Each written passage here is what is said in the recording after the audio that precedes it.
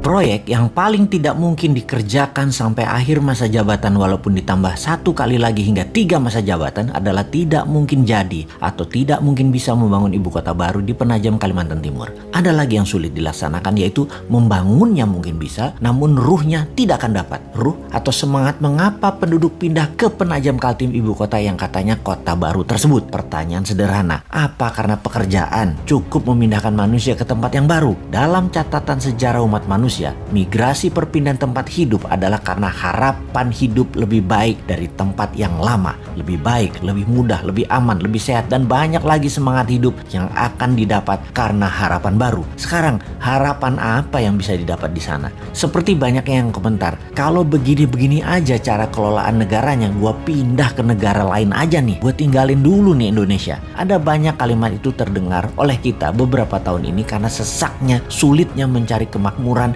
di negara tetangga kita ini yang karena pejabat utamanya mengendalikan jalannya bernegara padahal dia tidak dipilih oleh rakyatnya. Karena hilangnya harapan di negara sendiri dan banyaknya peluang di negara lain, terutama karena lazy money. Itulah keinginan pindah ke tempat lain menuju negara lain menjadi lebih banyak. Kemudian memindahkan orang sebanyak 5 juta ke ibu kota baru. Ini tidak mungkin cepat. Ini terjadi dalam kurun waktu yang lama. Paling cepat dalam 10 tahun. Itu pun harapan hidupnya harus menjanjikan 2 kali dari tempat tinggal yang lama dan dicapainya dengan waktu yang cepat. Kota ini bisa jadi kota mati, mangkrak. Membangun kota seperti real estate saja, Bintaro, BSD, Alam Sutra yang berdekatan dengan vibrantnya Jakarta memerlukan waktu lebih dari 15 tahun baru kerasa manfaatnya. Apalagi pusat pemerintahan, apalagi ibu kota. Asli nggak sederhana. Antar pulau lagi. Entah apa alasannya ngotot memindahkan ibu kota yang tidak punya sejarah nasionalnya, tidak ada sektor ekonominya, dan tidak ada sektor keamanannya sebagai wilayah terpenting, yaitu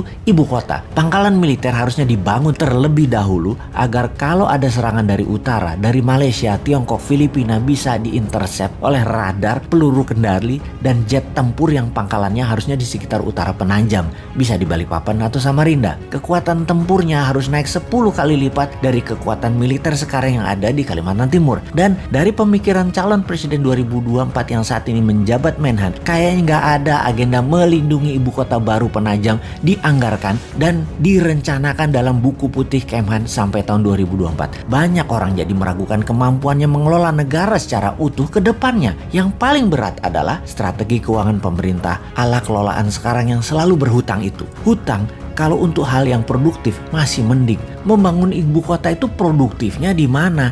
Ibu kota itu bukan profit center tetapi cost center. Jadi lupakan proyek ibu kota yang hanya pencitraan dan jargon.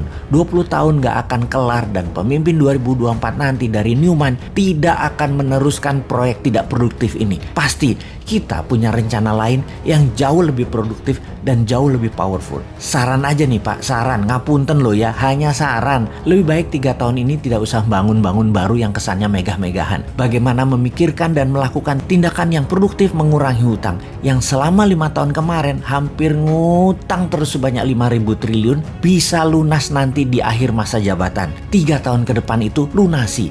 Biar pemimpin ke depan ringan menjalankan strategi bernegara untuk Indonesia menjadi negara superpower tahun 2045. Jangan minta jabatan 3 kali deh solusinya.